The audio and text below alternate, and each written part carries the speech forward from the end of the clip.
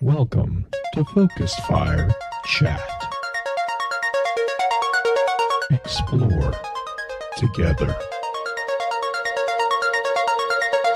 Welcome back for episode 89 of Focus Fire Chat, recorded live on June 16th, 2017 on twitch.tv. Big shout out to the live chat here. Thank you so much for spending your evening with us. This is your host, Blue Crew 86. Alongside me, we have the man who is still actively seeking out new ways to break technology, Justin Sane 0516. Justin, how have the drops been for you this week? Drops have sucked. My computer dropped. You dropped your computer? My mic is... I didn't drop my computer. My computer just decided to not be a computer anymore. It said, hey, let's give being a rock a shot. Then my mic decided to mute itself 10,000 times leading up to the show. And here we sit. And... yeah, the drops, mic drops, and computer drops, and hard drive drops. Not the mic drops. Everything else has dropped. All the wrong drops. But otherwise, it's been a solid week. It was definitely 7 days. I can tell you that much. Has it been? Has it been 7 days? Mm-hmm. I feel like it's been like 9. It may have been just because Blue made me do it on a weird night. He was so confused. I still am. Oh, man. Well, Mel is actually out at Wizard World Sacramento this weekend, so be sure to let her know we miss her over on Twitter at The Wind of the Stars. And if you're over in that area, definitely be sure to check her out. I think she's actually doing... I saw something from her Twitter earlier today that she's doing a live painting demonstration on Sunday. So if you guys are in that area, definitely try to check that out.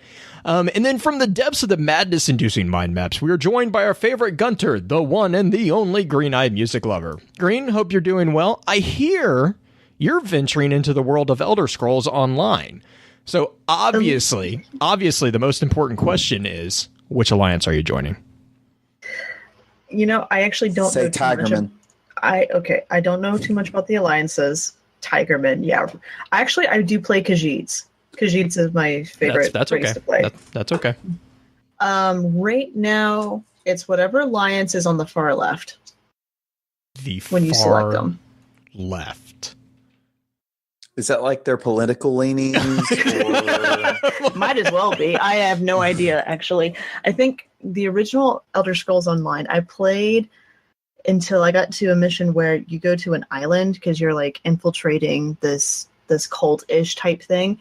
And I got stuck on the island and I couldn't get off. I couldn't beat the mission and I couldn't get off. And I was so pissed that I just stopped playing the game.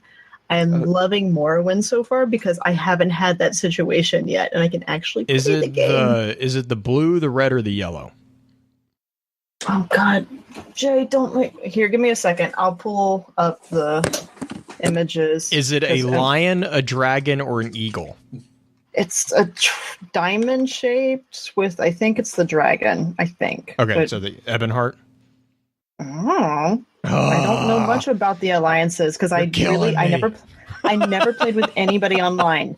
I like literally nobody that I knew. Well, let me rephrase this. There's one wrong answer and 2 potential right answers.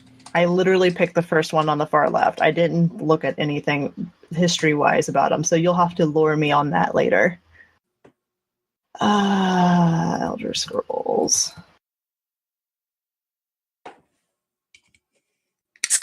Okay. Ooh, what we drinking? The elixir of life. Coffee? No. Orange juice? Sweet beer. Liquid bread? Yes, liquid courage. There you go. If the order is the same... Oh, God, I can't tell. It might be the blue one. The Daggerfall? I don't know the names. Okay. I literally don't. Oh my gosh, you're killing me. I'm telling you. As long as you're not an Aldemary, that's fine. I'll have to look. Don't align with Altmer, or we won't talk. Why? Because they're just Nazis. because they're jerks. Because they're Nazis. Okay. They are Nazis completely. I might just go remake a character just in case. God, You're like, I literally made it. Christ. All right, guys. Well, let's run through the intro real fast, and then we'll jump into the conversation.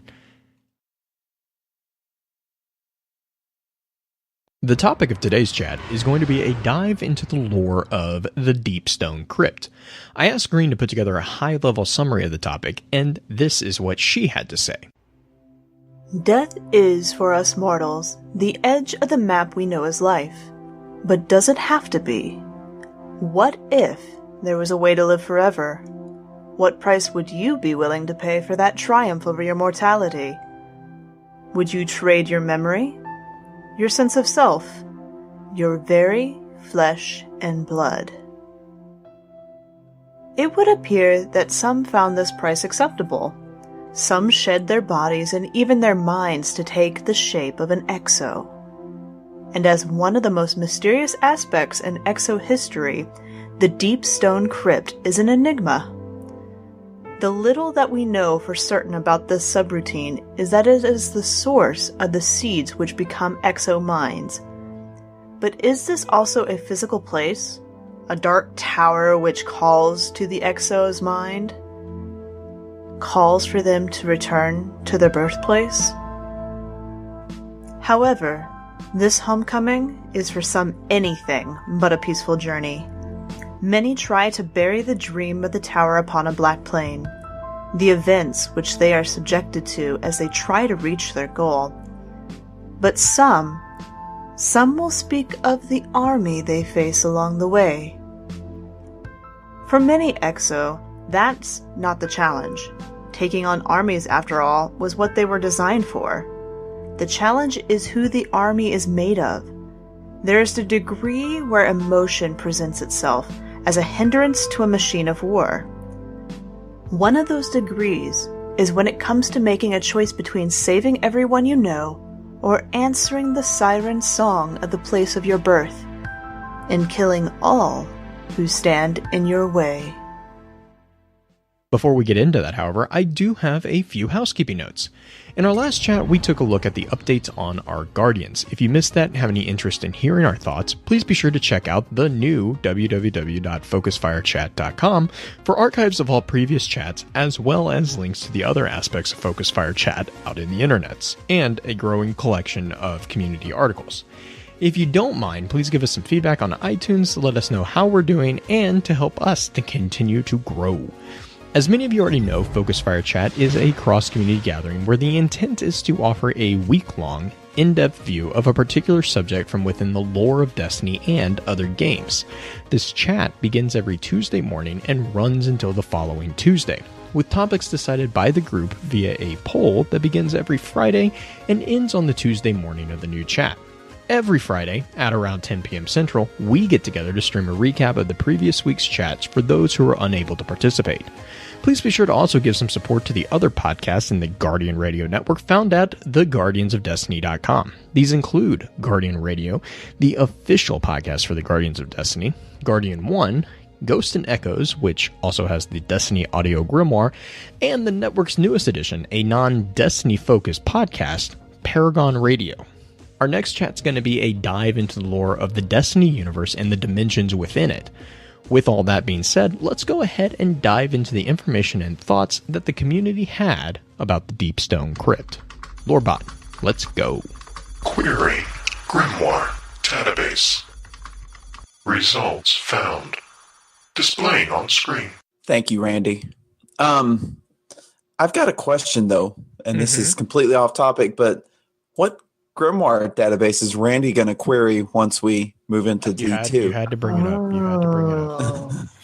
Sad. Rip Randy. Homeless Rip person Randy. under Rip bridge. No, Randy will have he'll have a purpose. We'll reprogram Randy. We will repurpose Randy.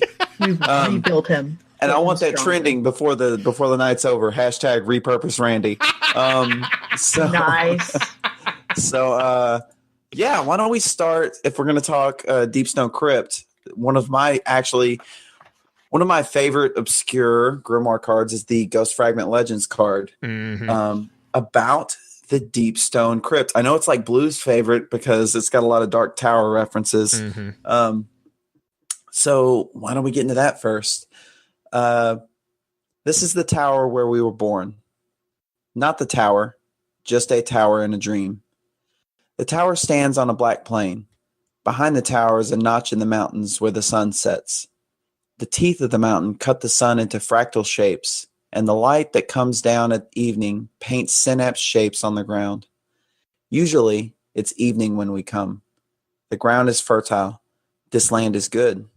We go to the tower in dreams, but that doesn't mean it's not real. Some of us go to the tower in peace. They walk through a field of golden millet, and low, warm wind blows in from their back. I don't know why this is, because the rest of us meet an army. You can ask others about the Deep Stone, and they'll tell you about the army. They might confess one truth, which is this: we have to kill the army to get to the tower. Usually this starts barehanded, and somewhere along the way you take a weapon. Ask again, and if they're buzzed, they might also admit that most of us don't make it to the tower, except once or twice. None of them will tell you that the army is made of everyone we meet, the people we work with, the people we see in the street, and the people we tell about in our dreams. We kill them all. I think because we were made to kill, and this is the part of us that thinks about nothing else. Often I kill people I don't know, but like most of us, I think I knew them once, in the time before, one reset or another, when my mind was younger and less terribly scarred.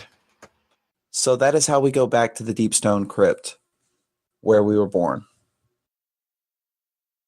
Dun, dun, dun. Mm-hmm. Can I just say before we get like too deep into it, it's so weird, the concept of being born in a crypt. Is it not? Okay, so I mean, in the modern sense of a crypt, I mean, yes. I mean, a typical crypt was, you know, and Green, I know you kind of had this on the notes as well. It's a chamber that's usually beneath. It was originally beneath the floor of a church or another, usually a religious building, that usually was containing the coffins or religious artifacts or the sarcophagus or sarcophagi of individuals who followed that faith, right? But we do have instances of crypts that were actually kind of more of a hidden room. Like they weren't necessarily there for storage of dead bodies. And so I mean, yes, I see the part where you're trying to connect there. And for the general understanding of what a crypt is, it is a disconnection of the concepts, right? Green, I know you had something you wanted to throw in on this one. Yeah, even earlier than the idea of what we know as crypts beneath a church, crypts were used as a way for people to go and view something without interrupting. So view an artifact or view a ceremony without interrupting the actual ceremony, without being in the way of it. And you would be able to go in there, view it from kind of afar. Just think of it like we go to museums and stuff like that. And then you just pass on. Beyond that, talks about in some of the wiki about it being a vault of sorts. Something is locked away or locked beneath. The beneath thing is what cracks me up about this, because I mean, yeah, we had the idea of the Deep Stone Crypt. Deep sounding like it's going to be underground, but its imagery is a tower. So that's where my disconnect happens. It's like, well, maybe we're upside down. Inverted tower. Don't start that. Yeah. Inverted tower. Calm down. Maybe an inverted spire of sorts. Calm down. Inception over here. Also, can I ask you something, Blue? And this is just like for my own housekeeping. is the sarcophagi the guy who mines the sarcophagus? Oh my gosh, like, I knew is you that were the guy going to who's in go- charge of the sarcophagus? It's plural for Is- sarcophagus. Okay, tomato, potato. We can move on. Just move on. It's like, hi, I'm Ted. I'm the sarcophagi.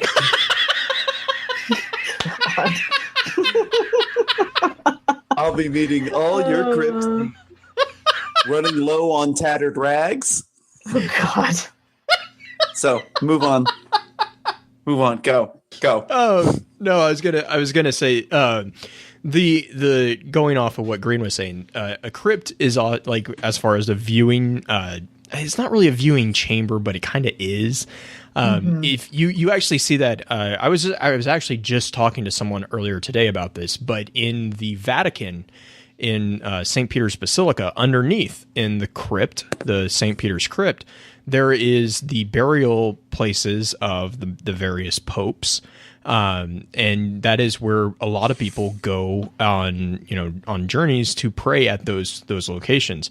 And then actually even further below that is the actual underground city of what used to be the original, or one of the original pieces of Rome. So there, and that's just because Roman architecture is built on top of itself, and it stacks really high. But that's the concept. Is a crypt is also a place for prayer. You see that in what's the TV show that I always get told, or the book series that I always get told I should read, Game of Thrones. There's a big thing. I think isn't the one of the families, like, isn't that a big thing? Is their crypt where they store their fathers? Yeah, one of the original families in the series, where before, well, I guess spoilers is not really in line because it's way past, but before the king or the lord of the area gets killed, they go down into the crypt in the first book, in book 1. Yeah, pay homage. That's right.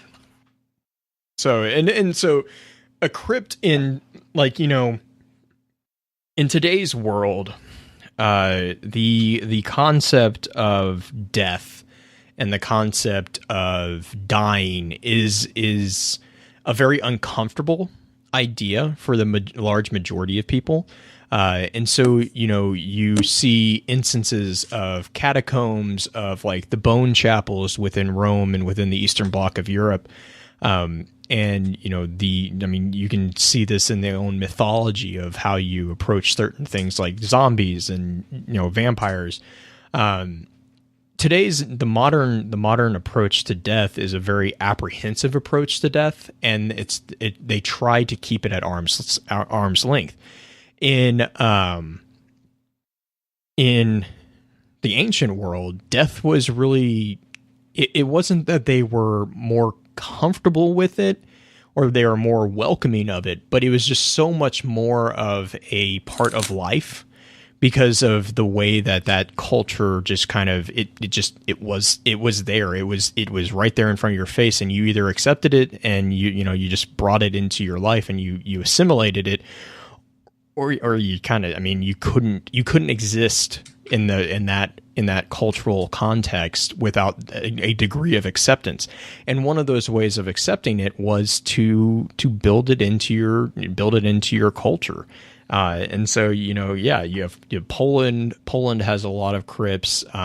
Rome has, the catacombs are immense. Well, doesn't France have like an extensive network? France has an immense network of catacombs underneath. The City of the Dead or whatever. Mm-hmm. And actually, most medieval cities will have a City of the Dead variant of it.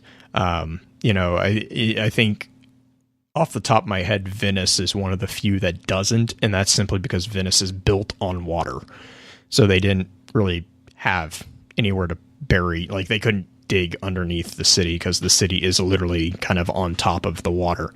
But like Rome has, it's just immense. Greece, you have a lot of cities in Greece that have similar concepts of that. And this is culturally a very common thing. Like, it's just a very common aspect of life. But and that is to be said, though, that the crypt was always associated with kind of the end of life, right?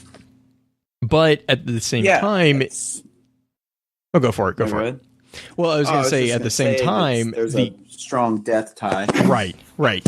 But at the same time, it's also a birth, because if you think about it, when one dies in the old world, when one dies, their spirit is free, right? I mean, think of it in the let's just go with the Greek context, right? When the mortal body dies, the soul is free to go to the underworld.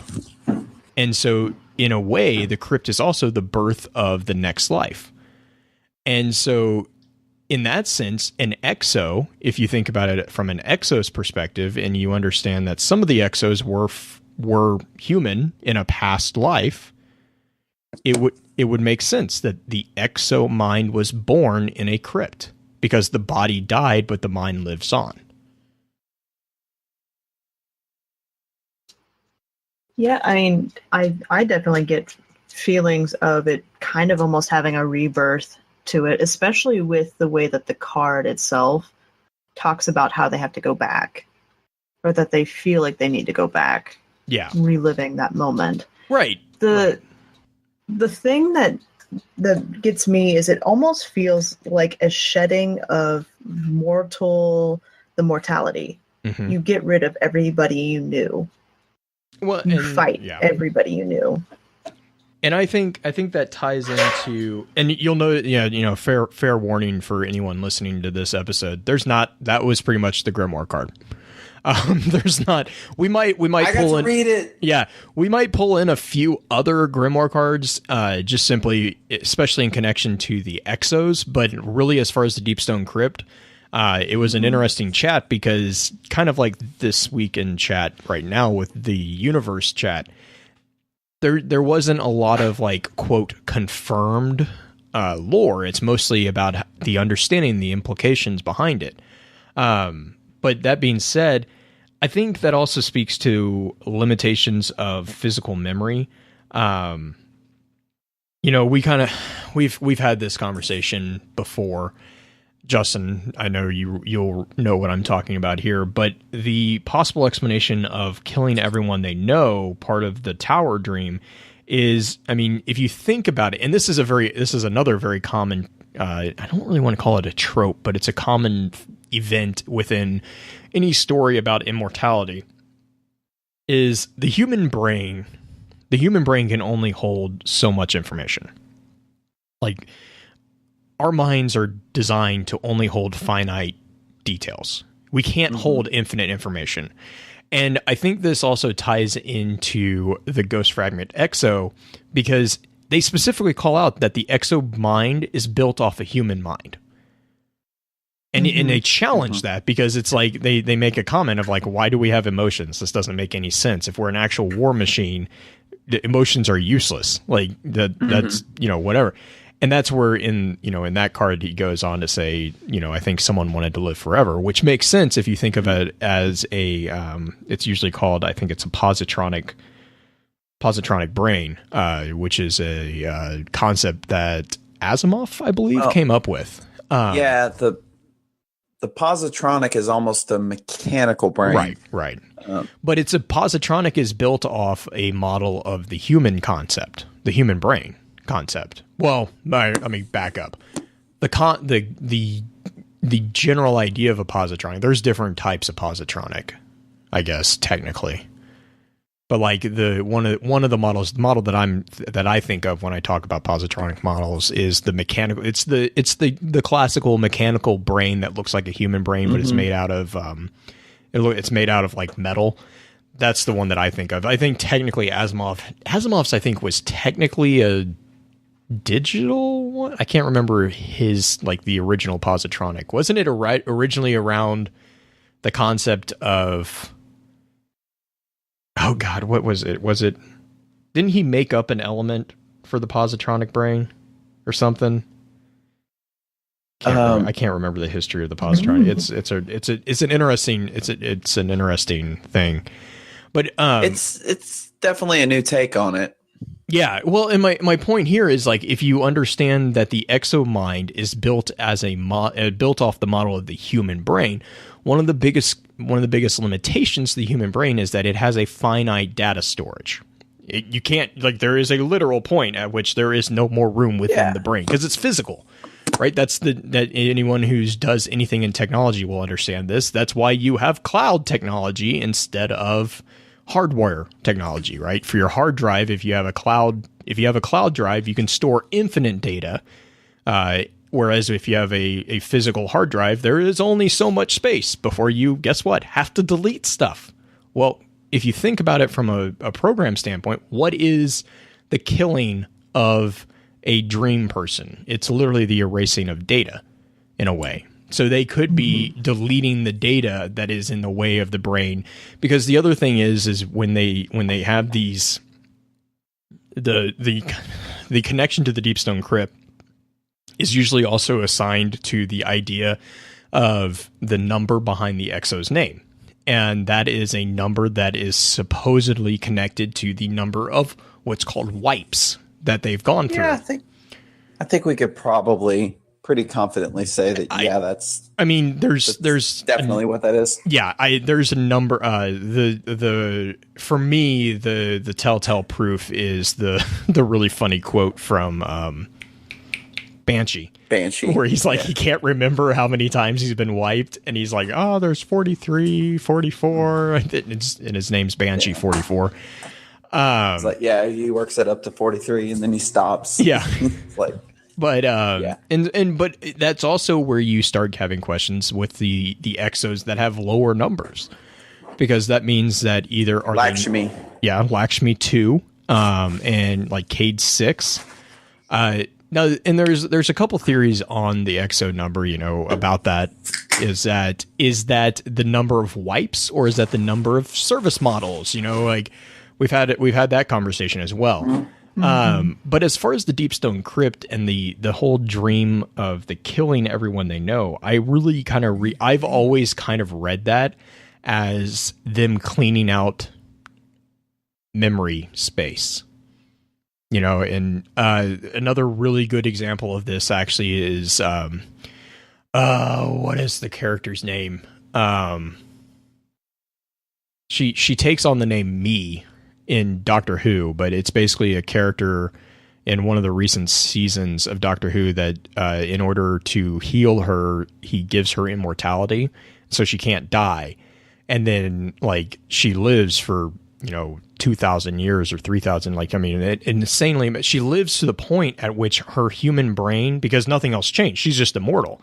Well, her brain actually reaches a point where it starts forcing itself to forget things in order to continue learning new stuff. And so then in the series, Shielder, thank you, Green, thank you. I just know her as Me. That's who she becomes later in the series, is Me. And like in the process of the series, she actually starts making detailed journals of everything that she does, so that then, 500 years down the road, she can go back and read journals from herself that she doesn't remember anymore. And that's kind of how I kind of see the Exos as, especially, again, given the connection to the human brain, it's not the most effective. It's not the most effective pattern for storing data, especially considered that you have, a technologically advanced robot that probably could have a more efficient process. So would you say, due to the limitations of human brains or even awoken brains, that people like Zavala would actually lose the memory just naturally? Like we normally lose memories of things as we get older because we're incorporating new things all the time. That this is just a workaround for the Exos because they are basically hardware, that this is the way that they forget things and reset. Justin. So they don't have the same concerns we have, and the same concerns that I think they probably don't plague a guardian, but a normal human being has, because their neural pathways and connections won't deteriorate physically. Right. So we're not dealing with the situation where, because the loss of memory in a human being has a lot to do with just the degradation of the brain in general, and all these the pathways that lead you to connect the dots between all these memories. Each time it becomes a little bit harder to recall. Think of it like you're going, your memory as being like counting, but it's aggregate counting. So it's like 1, 1, 2, 1, 2, 3, 1, 2, 3, 4, 1, 2, 3, 4, 5. So when your brains, when you start to get old, that's why the common trope is that the older you get, your memory starts to go.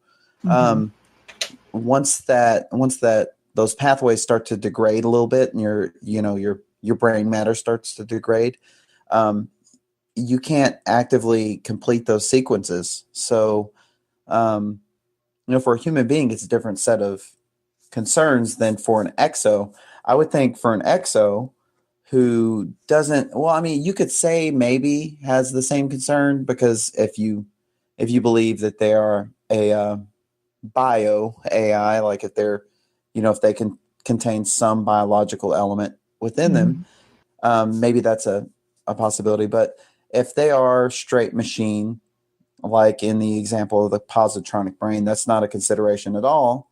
It's much more a matter of hitting a critical mass of the amount of data and the amount of storage. For lack of a better word, the amount of data that the brain has to queue through in order to recall memories. It's like a sorting algorithm. The more data this algorithm has to sort through, the longer it's going to take. And then there is an amount you could reach where it would just be insurmountable. You know what I mean? So it makes sense that they, yeah. Sorry. I had to interject that. One more time.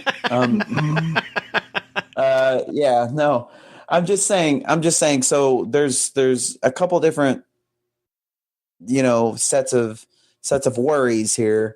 Our worries as causal human beings, and their worries as paracausal, dance robots.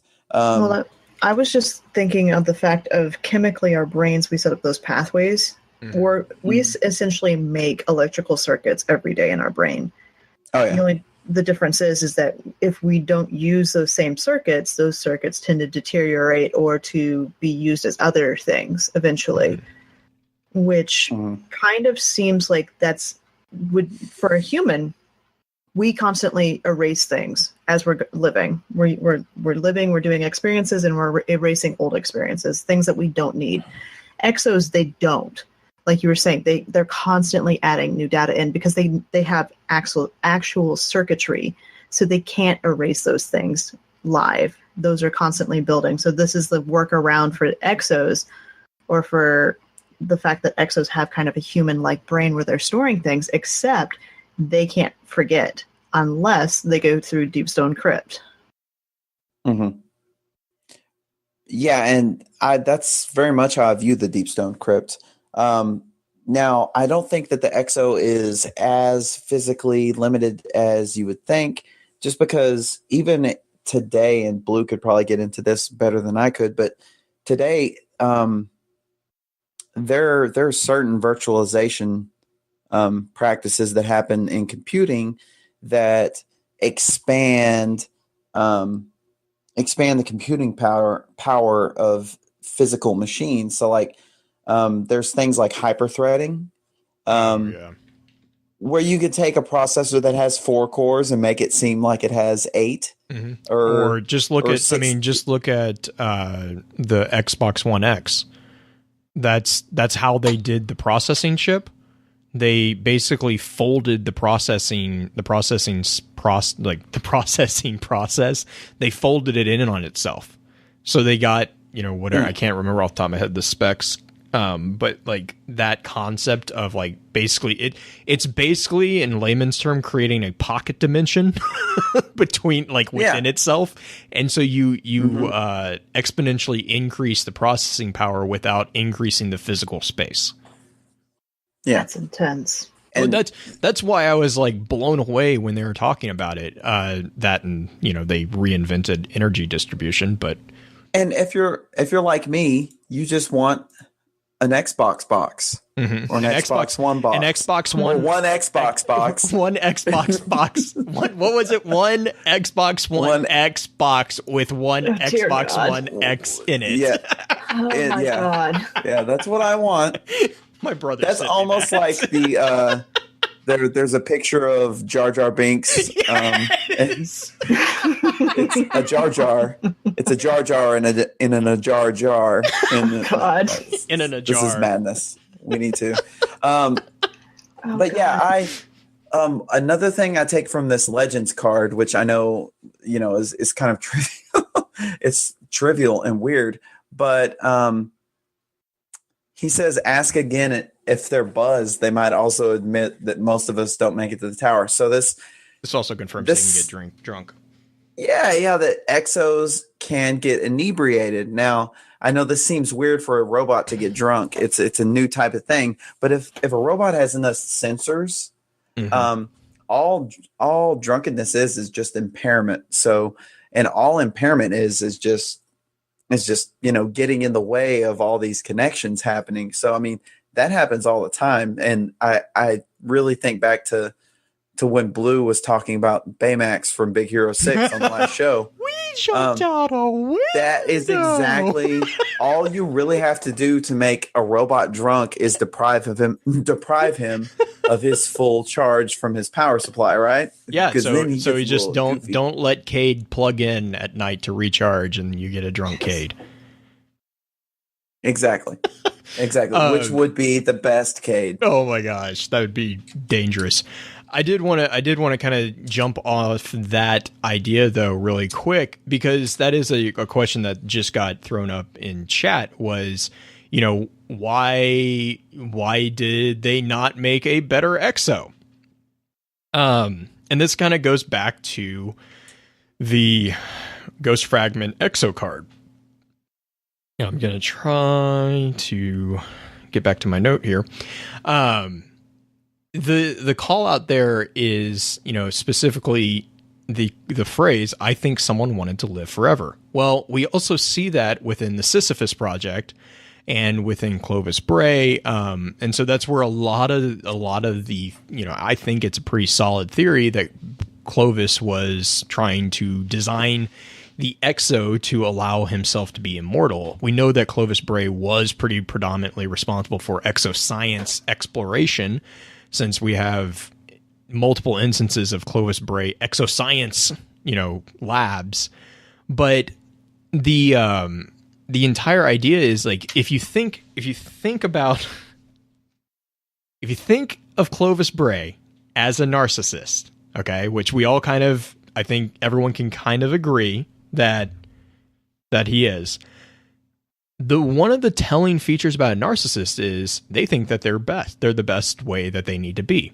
So to answer the question of why, yeah, but and I'm sure you see where I'm going with this answer here.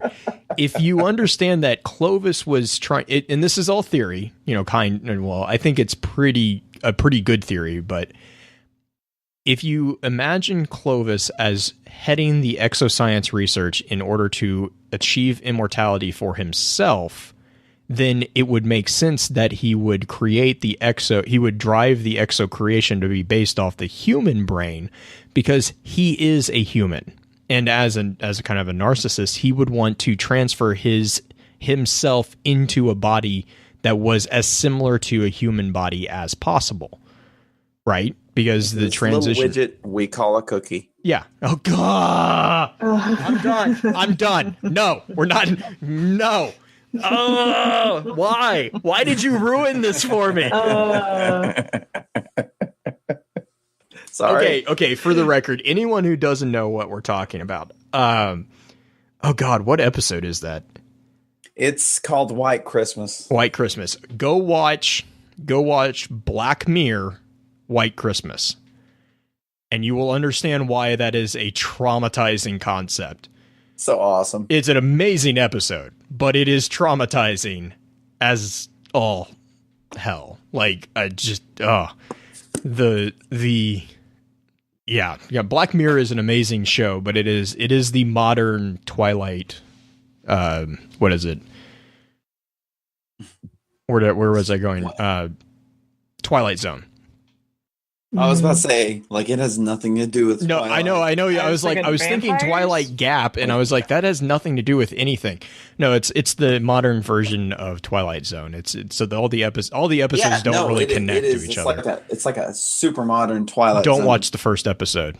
Just don't. No, don't watch that first one. Skip that first one. Keep going.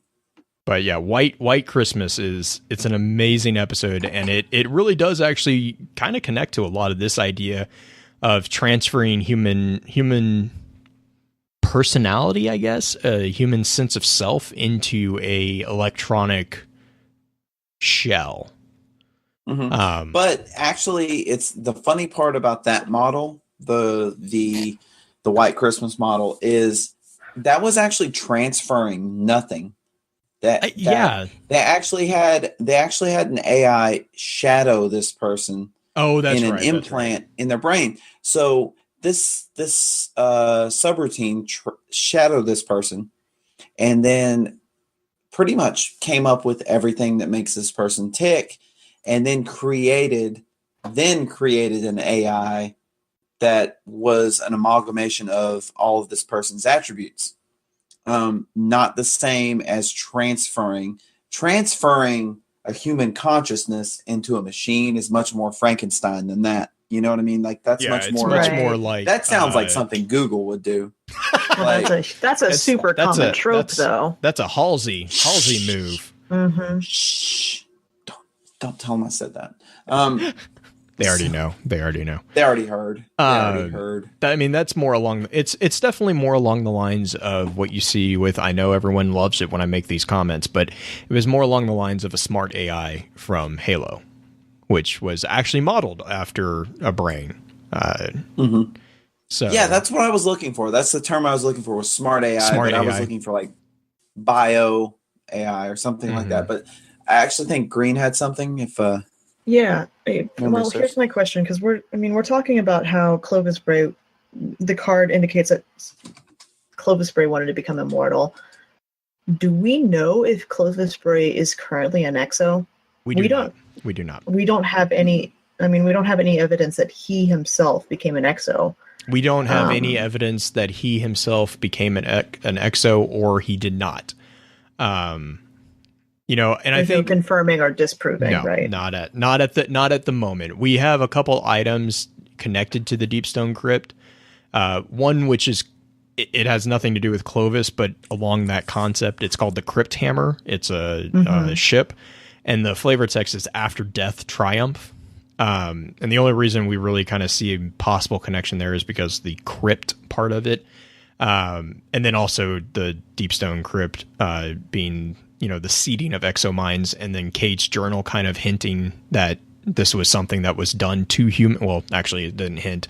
It specifically says that he became an exo when he was a human prior.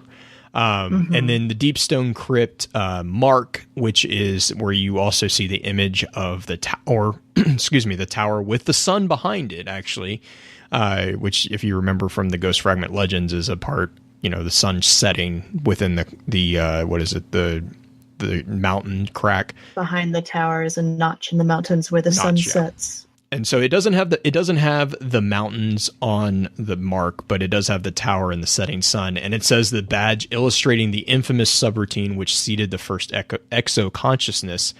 And then you have actually I love this particular artifact, is the Ring of Living Stone. And again, it's the flavor text is, in memory of the Deep Stone Crypt, the tower where we were born. I have a really frustrating thing about the Ring of Living Stone that we can get into in a bit. But before we do that, can we talk about the idea, I mean, I know we're kind of delving more into the exo idea, but emotions, why, if they were meant to be purely, because we have conflicting ideas. There's the idea that exos were made as a way to bring forward a mental ability or the memories of somebody into eternity. So we have the idea of eternity. But we also have the idea of exos being a war machine, and it's mentioned multiple times that they are war machines. Why would there be emotions? So, well, is it that exos were? I don't see those as conflicting, because, and this was another thing that we kind of talked about in chat, was, you know, we don't know that. So we know that some humans became exos. We do not know that all exos were formerly humans. Right? That's kind of trippy. But I mean, you know, it's like a square, you know, what is it? A rectangle is a square, but not a whatever. Right. I can't remember. Right. But so, yeah. But I mean, so keep that in mind too. You might even have, and there is, it's not like there isn't a hierarchy of AI within Destiny already. You know, we have platforms, which we see within the Ghost Fragment Vex series. There's frames. Like whatever. They were platforms. They were basically or whatever. Frames. Oh, you're saying frames as separate from platforms? Yeah. Okay, so platforms were early versions of the frames, right? Platforms were basically ways that you could project. So like within Ghost Fragment Vex, in order to interact with the Vex architecture, the Ishtar team had to project their mental state into a platform or a frame, in which then they could, through proxy, interact with it. And even then, it was thought that the effects, you know, were probably possibly going to affect them. So platforms are obviously, I call them platforms. I guess you could technically call them frames, but I view them as separate from frames and the reason why is because frames, you have your like sweeper bots, your mail bots, your bounty board, you know, tracker. All these frames, they kind of seem to have a base sense of AI in which they can actually pick up quirks, and it's not that they sweeper bot. The whistle protocol. It's not that they have like lost its broom. Yeah, wait a second. Sweeper bot was sad. Right.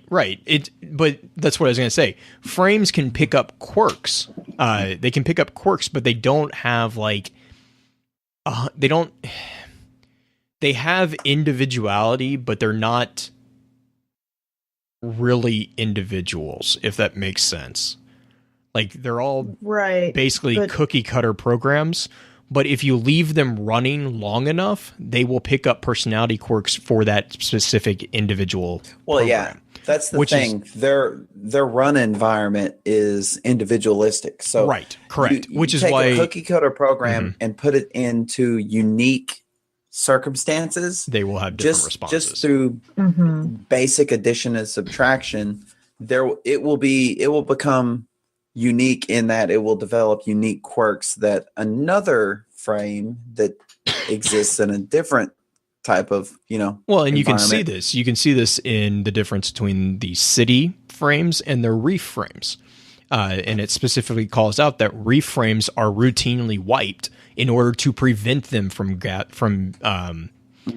developing personality quirks, whereas the city frames are actually, it's almost like you almost get the feeling that they encourage quirks. Like it's kind of like this thing where they don't, and I don't mean that like they encourage it, but they don't really mind as long as it's not detracting from the frame's functionality. Because like the mail bot, the mail or the postmaster bot, whatever, he'll make comments, and it's like, what is going on? And then you have the bounty board trackers. They'll also make comments. I mean, like the idle dialogue of the city frames is much more interesting, because I don't even know if the frames in the reef, do they even have idle dialogue? I don't remember them. No, they don't. They are silent. No. So I mean, but and in the Grimoire, that's actually a particular thing that is called out, that the reef routinely wipes their frames. Mhm. And then there is, so this is kind of an interesting thing. There is another type of frame that's above that, and it's the Red Jacks. There is also supposedly a police force. You kind of saw that with some of the pre-release stuff from Vanilla. I don't remember. Reconnaissance frames. Huh? Sorry, you guys. Aren't they FOTC frames? Yeah, that's kind of where I was kind of leaning, is I think they are battle frames or FOTC frames. I think but we don't have any confirmation that they are in game currently.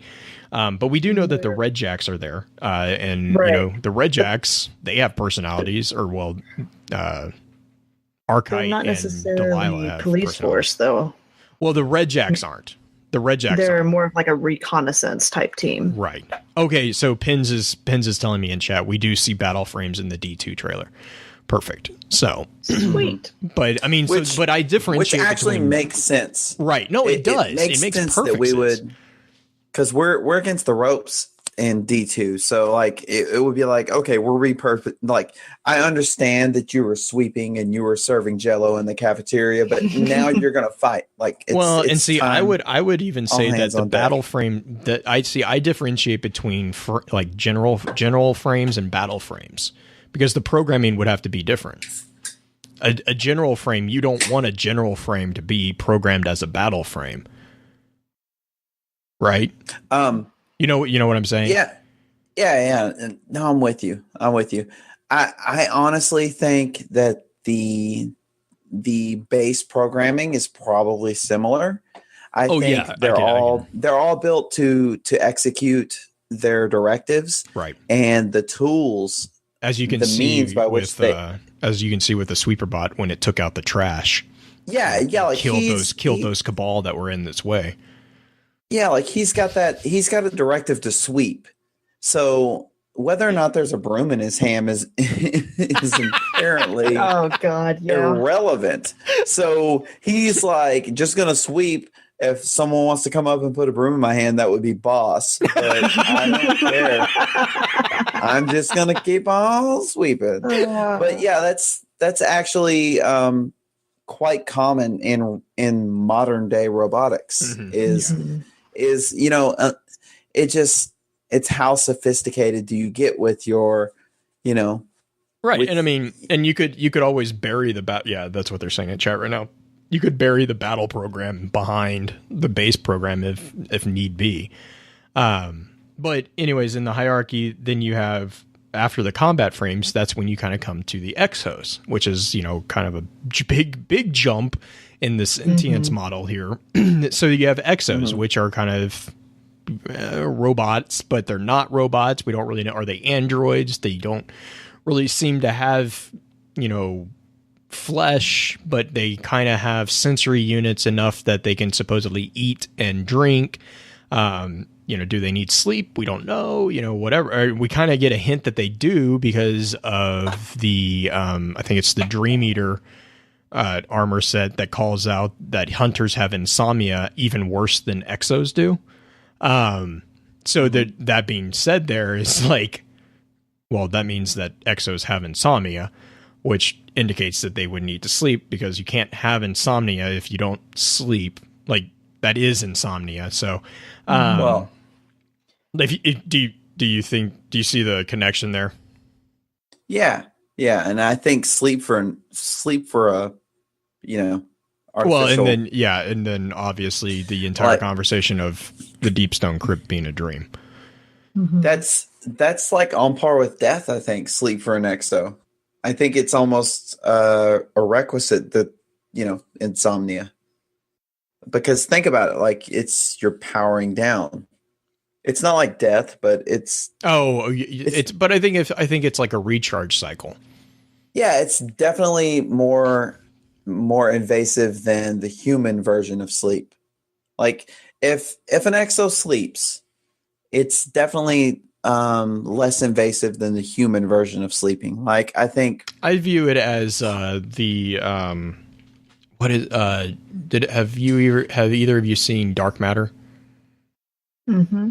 You know the ship computer, the android ship computer, how she goes into the charging station, and that's how I kind of see Exos sleep. I think no matter what, even when an Exo sleeps, there's background processes that. Well, yeah, just like your Xbox when it's asleep, it's still running in some way, shape, or form. Yeah, I mean, they're still technically on, even if they are asleep.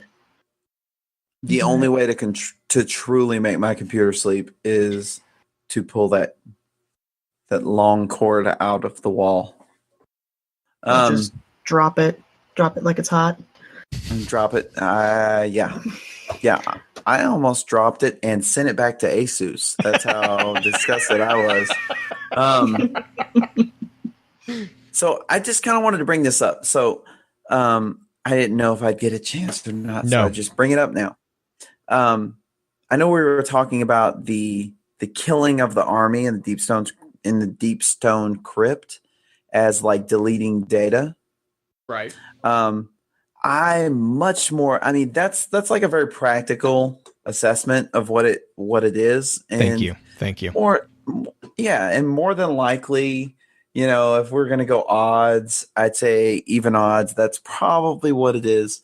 But a much more elegant description that I think we actually came up with, Blue, in one of the early shows was that it was like a living password. Yeah. Yeah. Well, and we get. Oh, yeah. I remember this conversation.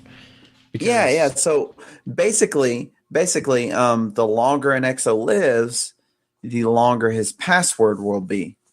So the more people that Exo meets, that will all go into a registry, and basically, if he wants to access the Deep Stone Crypt, he will have to, in this kind of dream state subroutine, he will have to murder all these people. Execute process. Yep. Yeah, exactly. That's actually when we were talking about that, we based that off the reading of Ghost Fragment: The Golden Age, which is the conversation between the boy and his father. I love that. Yeah, and the dad said, he's like, "Do you know how to make a strong password?" He said, "Tell yourself a story and use that one good story you'll never forget that you can carry forever. Let your story take odd turns and wear a few surprising marks. Make sure it belongs to you so you can keep it secret."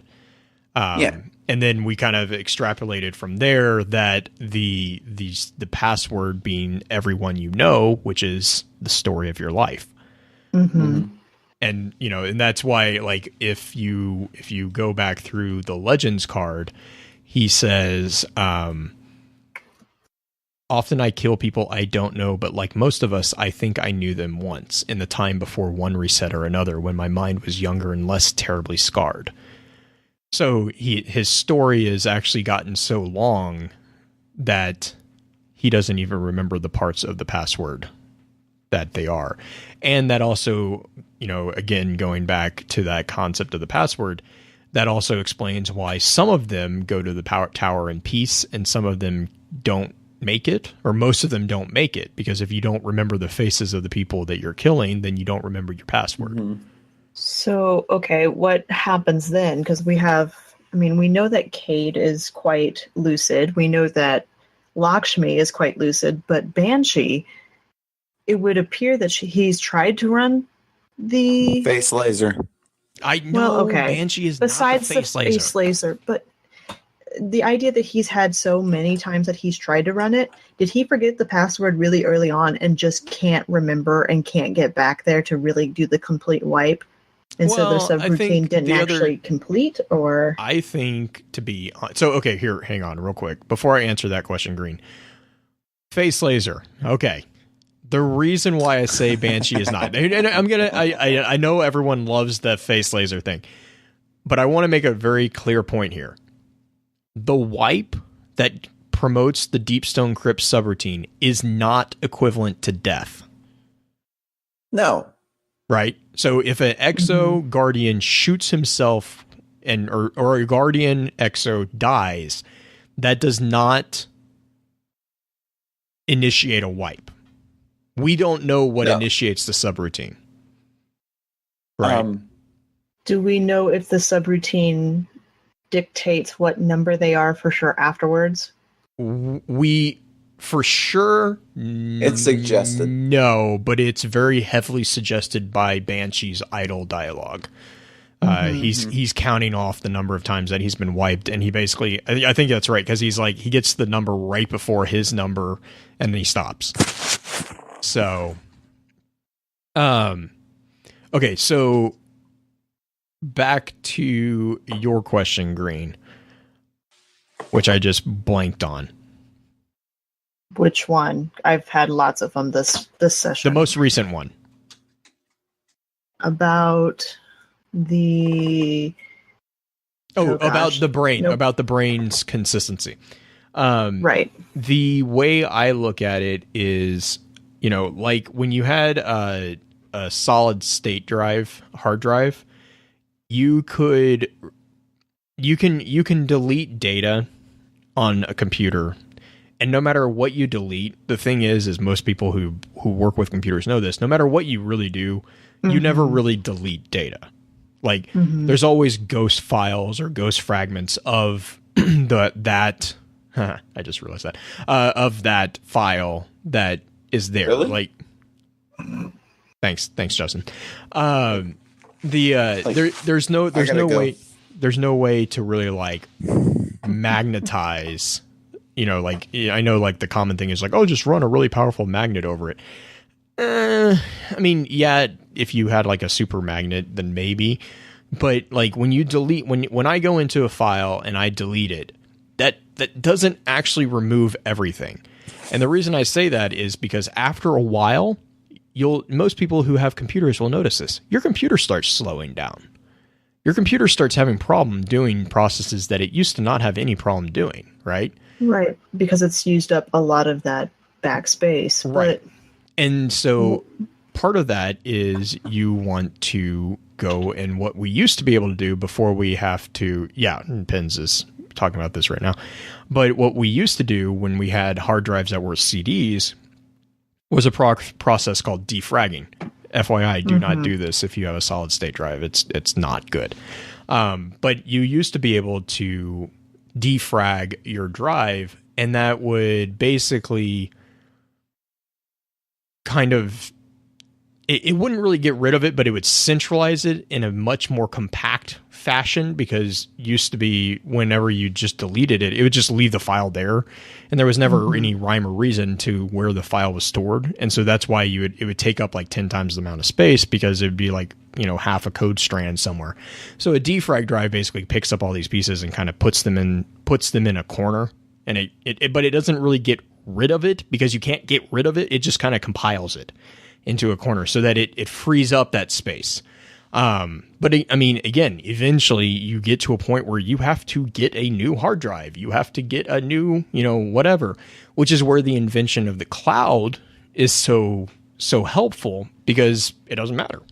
You know, I'm not using up my processing space, with storage of information. But in explanation to your question about why the brain kind of seems to slow down on some of these exos with higher numbers, if you understand the higher number as also maybe connected to the amount of time that exo's been around, I mean, Banshee's been around for a while. He could just be running on outdated hardware.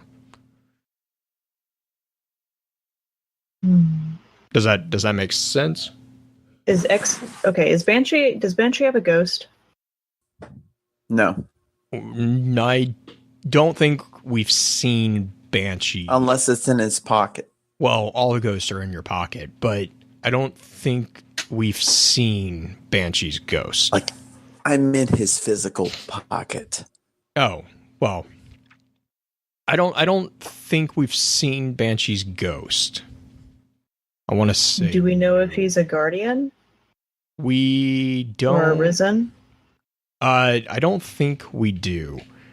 I know that Banshee has been. He was in Twilight Gap. Mm-hmm. So, I just wanted to bring up Pins in chat had a really good point that you can never really fully delete data. You essentially just override it and corrupt it so it can't be read. So if you kind of accept that as a truth for this, this Deep Stone Crypt, whenever you would wipe an exo, you would be corrupting, data files so that they couldn't be reread. And, I don't know where that goes, but it seems like that would kind of have a pile up that would eventually affect. Okay, but here's where exo my impression. idea of the Deep Stone Crypt being kind of a physical cloud of some sort. We know that they have all that data and that they need to not necessarily erase all that data, but like compile it somewhere else. What if it's an upload routine to a cloud and that the Deep Stone Crypt is actually a place? We've had that conversation.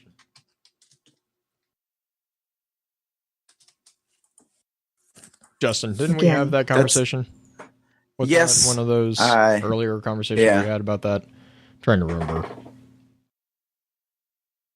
Because that would make a lot of sense to me. It wasn't put quite so eloquently. Yes. Yeah. I'll be here all night. I basically just said there was some stuff and some things, and basically they were related. I love your explanations. Your analogies are fun. Oh, yeah? There was a bee and a snake and the things and the... Yes. I call Justin, them colloquialisms.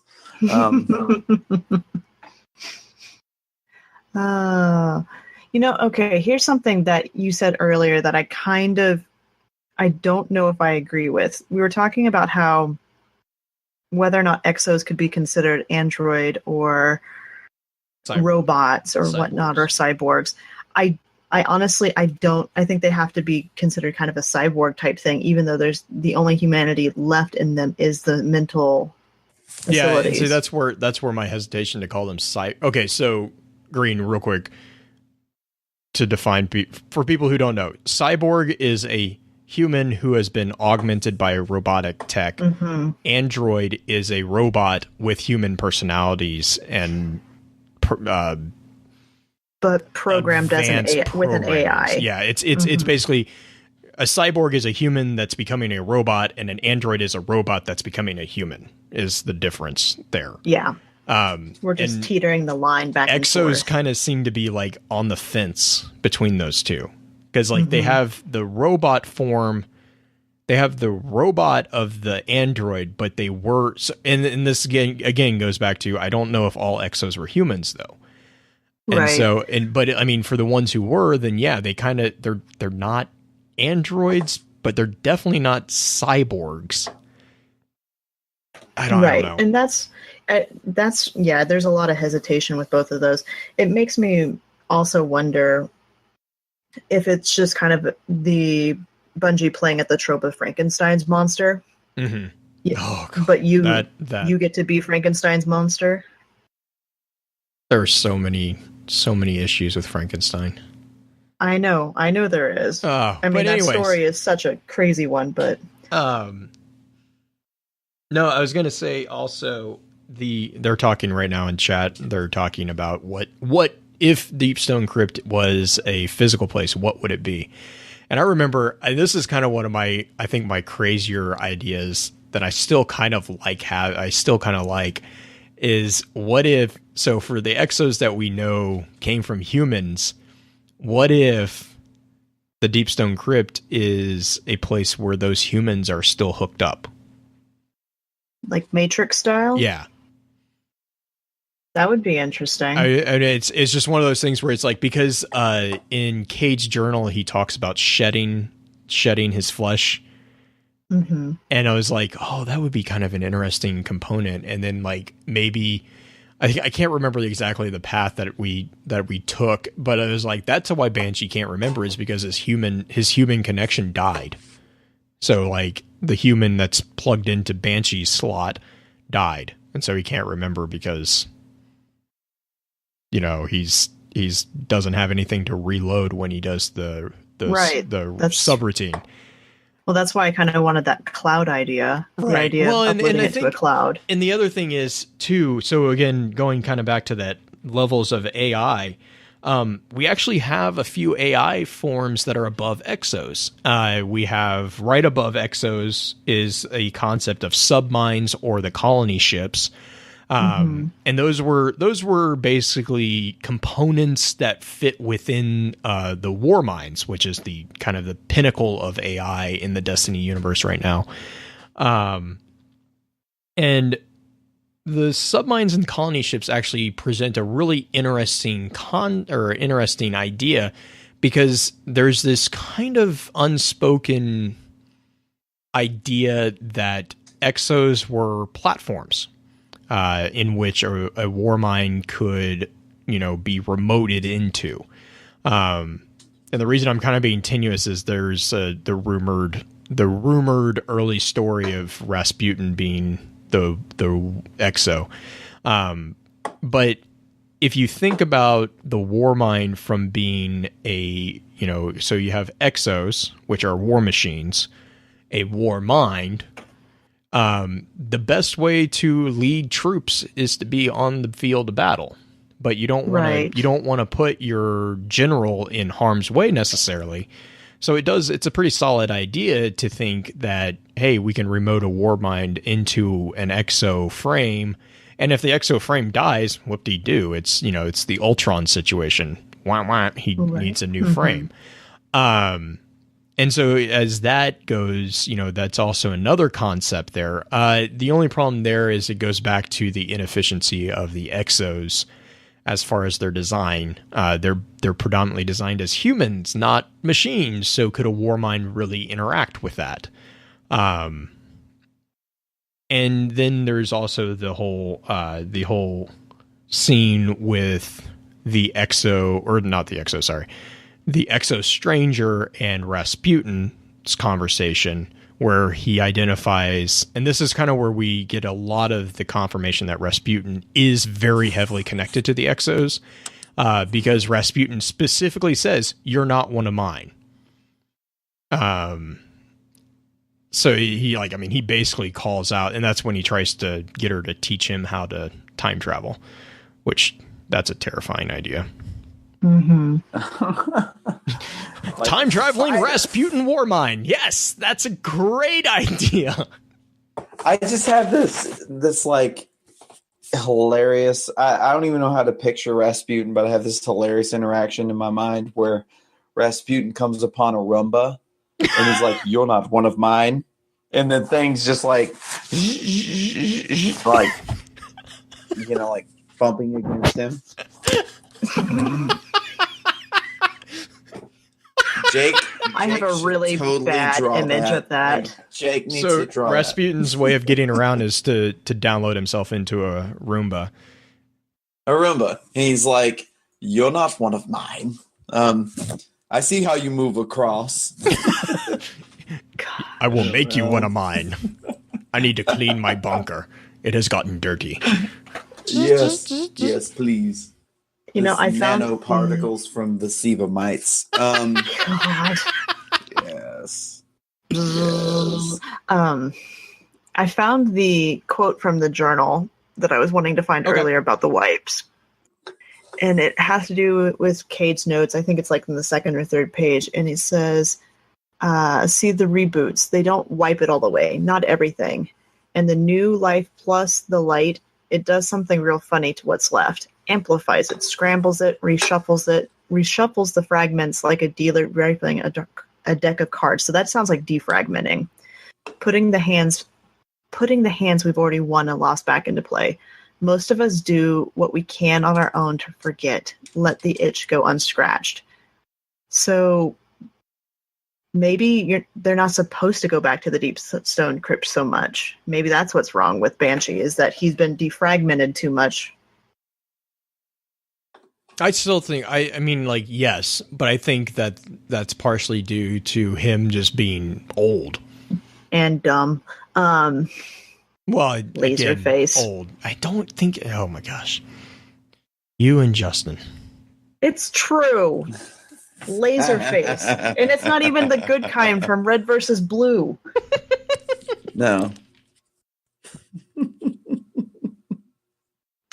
It makes me feel that people like Lakshmi and Cade actually resist the urge to go back to the birth place, or to go back to where that subroutine that initially downloaded them, to relive that over and over. It's like kind of PTSD and almost in some respects. I would agree completely with that.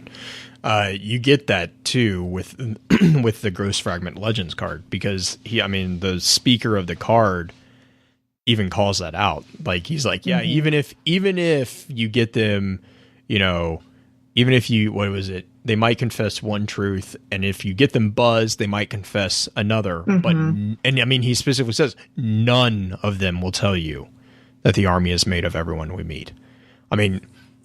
Just for a second, sit there and think about that. Like, and that's kind of in the summary. I know we said that a little bit too. Is you're torn. You're torn between, you have emotions. You are a war machine with emotions, so you are attached to these people. Do you protect the people that you know, that you possibly love, that you have protected in reality? Or do you try to go to the tower, your birthplace that's calling you and, drawing you towards it? What do you do?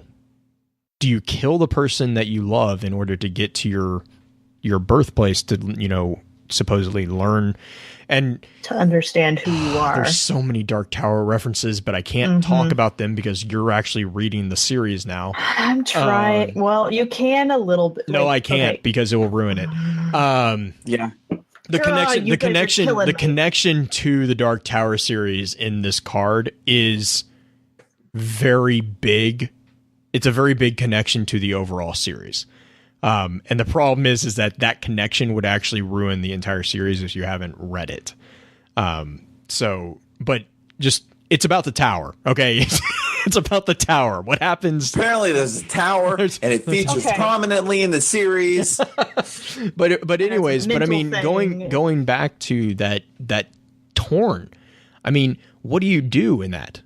You have two things that as a person, as a protector, as a machine that's been designed to protect people, you are basically breaking your purpose by killing these people. But in order to get to the thing that you are being called to go to, you have to kill them. It's a lose-lose situation. I think we're losing the impact of having to kill everyone you've ever met. Right. But that's what I mean is sit back and think about that.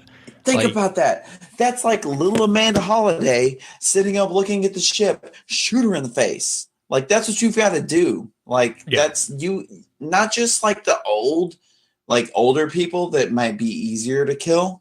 You've got to actually, you've got to shoot tiny little Amanda Holiday. Yeah, it's not a light thing. And he says that, or she says that. Yeah. It's the people we work with, okay? That's traumatic. The people we see in the street, so people they work with on a professional level, people that they don't really know, they just pass in the street. And then the people we tell about our dreams. Okay, who do you tell about your dreams? You tell people who you are very close to about your dreams. So basically what this is saying that all levels of relationships that you have, everyone, people you don't know that you've only seen, people you work with, which most people who work with other people, they might be friends, but they're not like deep personal friends. They're, work friends. And then people who you tell your deepest, darkest secrets, all of them, you have to kill all of them. That is immensely traumatic. Right. Yes, Sorry. and then Jake in chat. Unless you're the annoying guy at the office that tells you, okay, fair enough.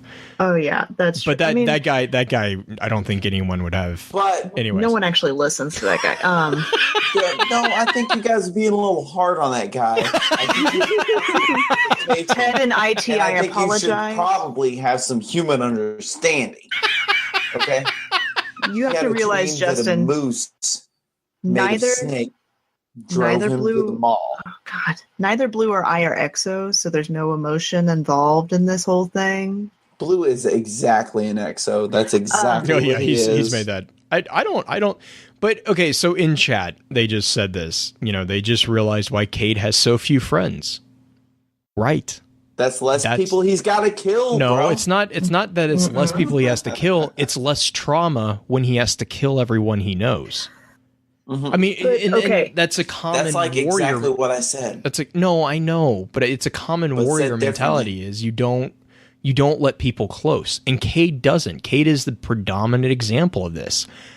You don't let people close because when you let people close, that means that you open yourself up to being hurt. They poop on your heart. Okay, here's a random question. At the end of Legends card, it says this is how we go back to the Deep Stone Crypt. That's how they go. It describes the entire journey of how they go. But do we know why they go? Is that laid out? Do we know that's the wipe situation, or is that something completely different and we don't even know where that is?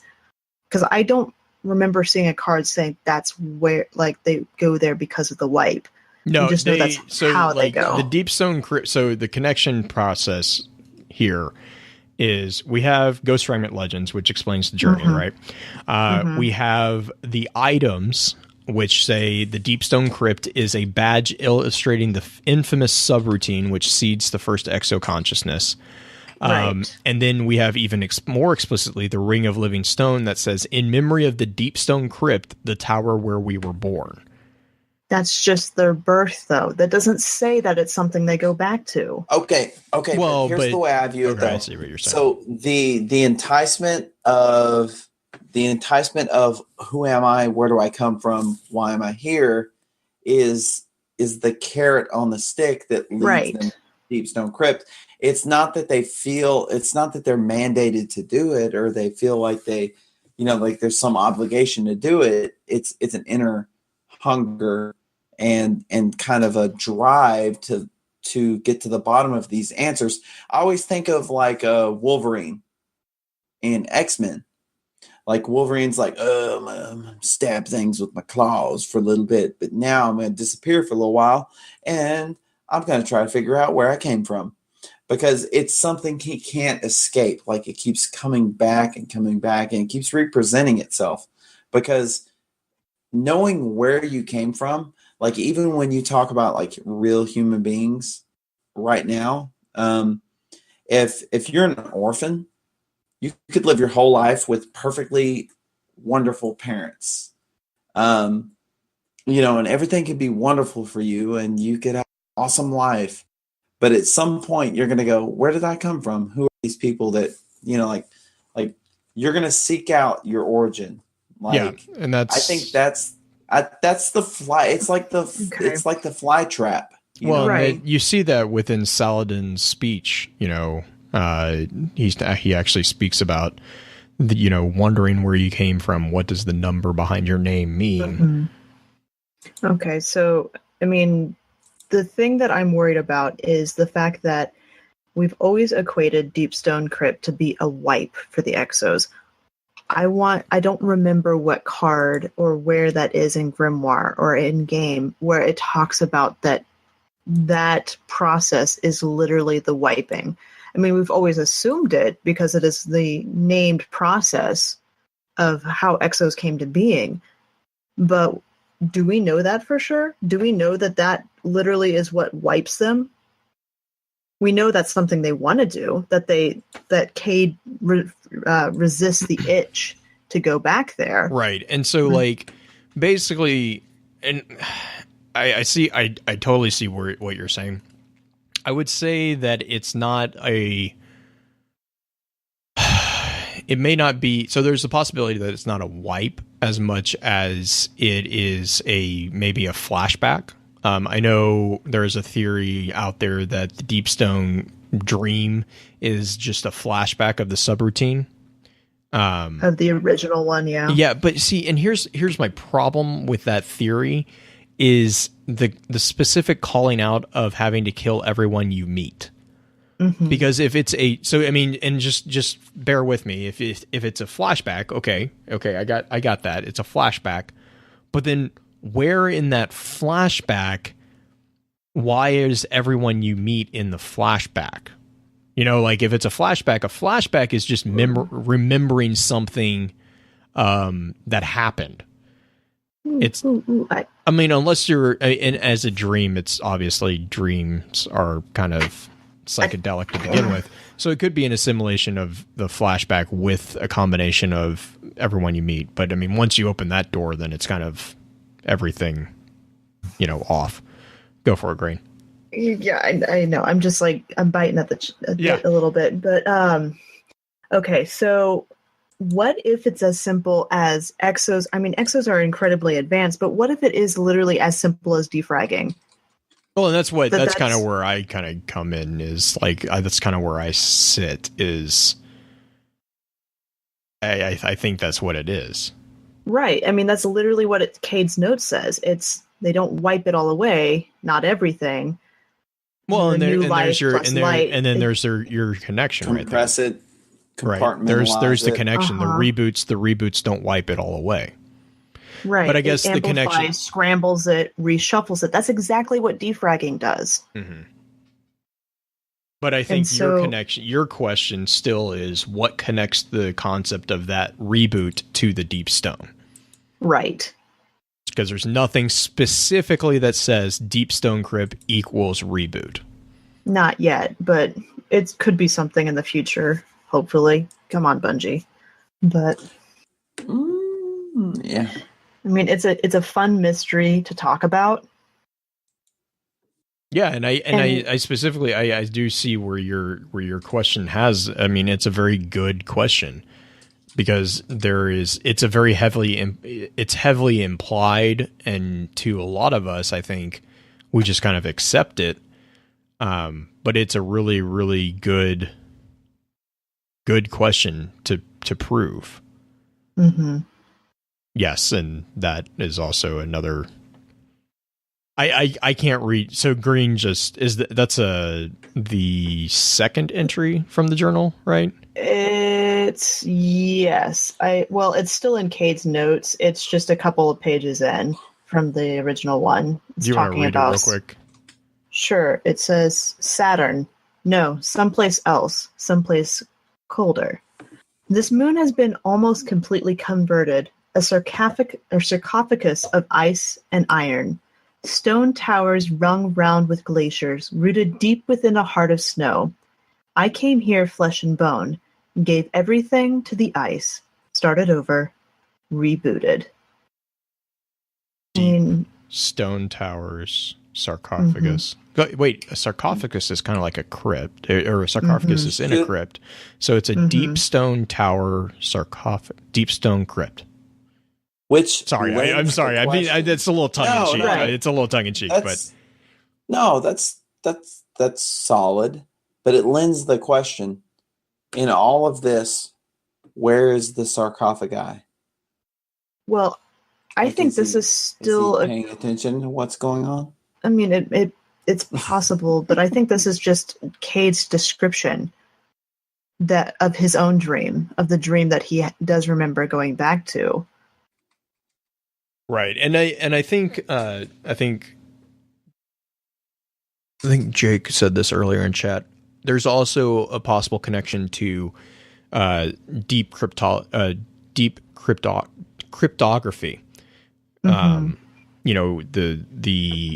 The coding process of password protecting and all that. Crypt being a shorter phrase of that. So there's so many, and the thing again, Green, and this is me not ragging on you at all, but I appreciate the hell out of those questions because yeah, I assume that the Deep Stone Crypt is the subroutine or not the subroutine, is the reboot. I've always personally read it that way. And that's just kind of how I've read it. But the question is very valid, and it's a very good question. Where does the Deep Stone Crypt, where is it Deep Stone Crypt equals reboot? We know the Deep Stone Crypt is the subroutine. We know that with the Cade stuff that, I mean, the implication is pretty clear. It is. And it literally says right there, and which is obviously talking about Deep Stone Crypt in the thing I just read, that it is a reboot. But the question is it a continuous reboot that they revisit, or is it just the initial reboot? Right. That's the question. I mean, we know it functions similarly, but is it the same? Well, I hope that the Rasputin DLC kind of explains. Oh God, yes, please. And the reason I say that is because, again, one thing that we do know is Rasputin is connected to Exos. You know, like they're peanut butter and jelly. Here's one more question real quick, just to say that it's not a continuing subroutine. There's no Exo in the game that anybody has played that has experienced something similar to that. There's no quest now I'm not talking NPCs, I'm talking our character. There's none of our characters that have experienced that. And, you know, I want to break the fourth wall there and kind of be like, game mechanics? Right. And the other thing could be we're just too young. Well, I mean, yeah, there's that. And then, yeah, that's true. But, I mean, I was going to say maybe it's because we're a Guardian, but we know that Cade has experienced a reboot but do we know? We don't know that he's been rebooted since he became a Guardian. Mm-hmm. And see, the problem I have with Cade, right? Here's you know, just the one issue I have with the whole thing with Cade is, if he's a Guardian, if he's risen, you know, going off the concept of the risen as being resurrected, how does he remember his reboot? Or is that what he's talking about with the light kind of interacting with the shuffling? In a weird way. Yeah. I mean, where's that one at? That was the one I read before. Yeah, like, you know, like the playing cards quote. Like, is that what he means? So does Cade actually remember things? Because, I mean, well, we know Cade remembers things before the collapse. Well, he has to have had a new boot since his resurrection, because and the new life plus the light, it does something real funny. Okay, so okay, he's yeah. had So to he specifically experience it. does call that out. Okay, thanks. Mm-hmm. So he has experienced the reboot after he became a Guardian. Mm-hmm. Okay, and then that could be the light, the increased light in him interacts with the reboot and opens his eyes to be able to see, you know, see more than maybe what was intended. Well, it looks like so the initial reboot sounds like it's supposed to wipe things like we initially thought. But maybe with the light, it holds on to some of those memories. It holds on to some of the things before, putting the hands we've already won and lost back into play.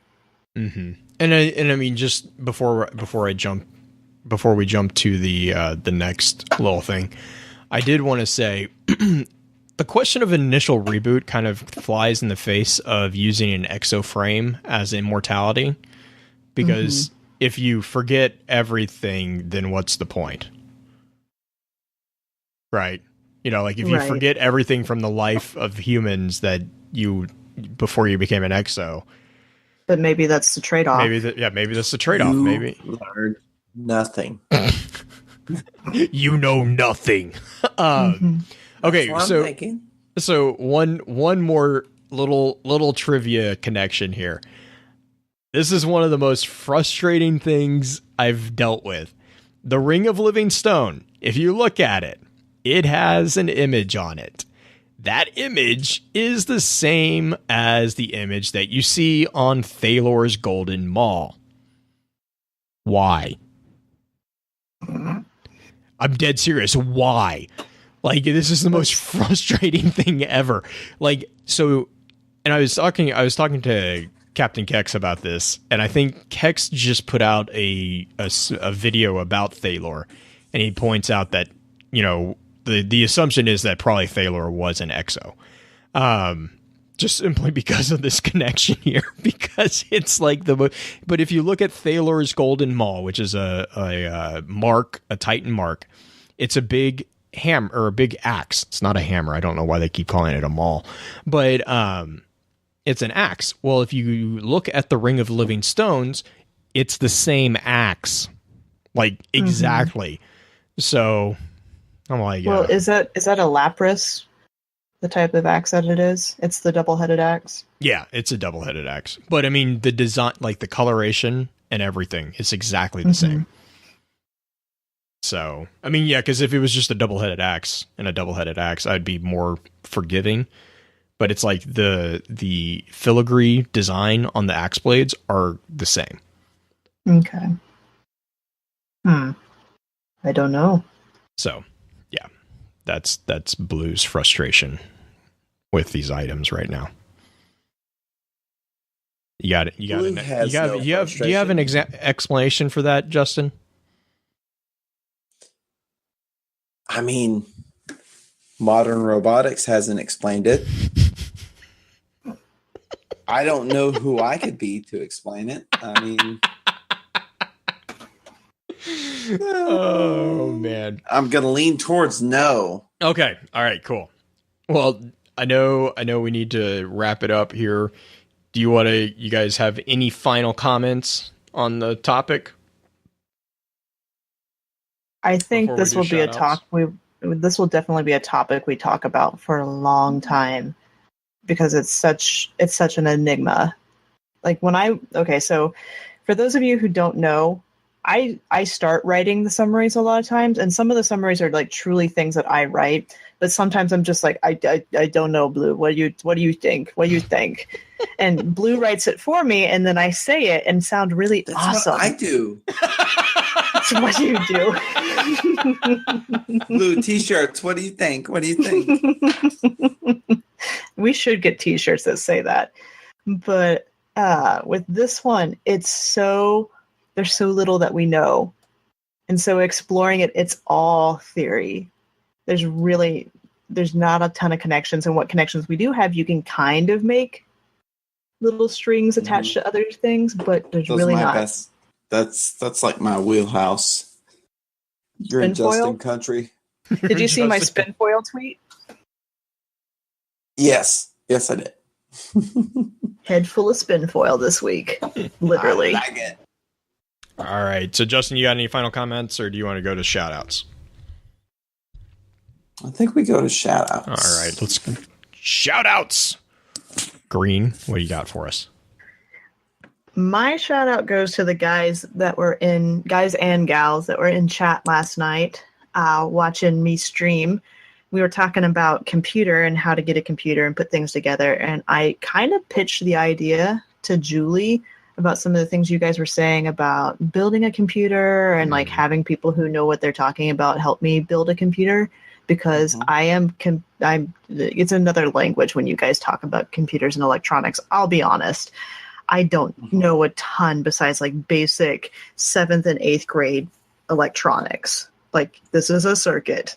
Yeah, that's what I've got. So she's kind of on board with having a built computer, so I can have something more than my little crappy laptop. And I'm excited. So yay! Just don't ask Justin to build it. Easy. You can let Justin build it. I'll build it with a rock and the hammer. And spoiler alert, my rock is a hammer. What shout outs do you have? Oh, me? Yeah, you. Okay, shout outs. Okay. So big shout out to the best Destiny clan other than Shadow White Crew ever that I've ever heard of. There's actually a Destiny clan and a Twitter handle that is Rainbow Death Squad. So I'm gonna give them big ups and say fair play. Fair play, sir. And also, anytime you want to play any type of game, it's got to be a first-person shooter and be Destiny. But we could play together. There's options. Anytime you want to play anything, as long as it's a first-person shooter and they're called Destiny. Right? That's like, that covers all the genres, doesn't it? I'm pretty sure.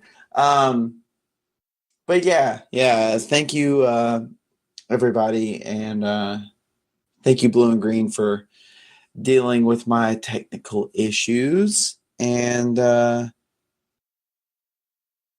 yeah, that's pretty much it. Well, our email topic for next week is going to be another lore dive. This time we're going to be looking at the Destiny universe and all the dimensions that are kind of within that. I know the chat has been going pretty steadily on that, so be sure to send us any comments or thoughts or questions that you have on that. You can do that either through email, or our website has a contact page that you can just write on the website. You can just put that in and it goes right to our group box. Or you can message me on Discord, and any communication with me, I will consider that an email for those purposes of reading them on air. So feel free to send those in. And let's see, big shout out to Justin for getting our shirts. I think everyone will be happy to see the design that we got. They're really, God, that sucks so bad. They're so cool. It took a little poking and prodding, but we did get the designs done. Jesus Christ. And you'd have thought I was single-handedly trying to engineer world peace. But also, most people will have noticed there is no poll this weekend. That is because the week after we are not going to have an episode, simply because we're going to be in Tampa, so we won't be able to have an episode that week. And then also our schedule is going to be changing slightly after Guardian Con. I will be talking more about that as we kind of solidify everything. The podcast schedule is not changing.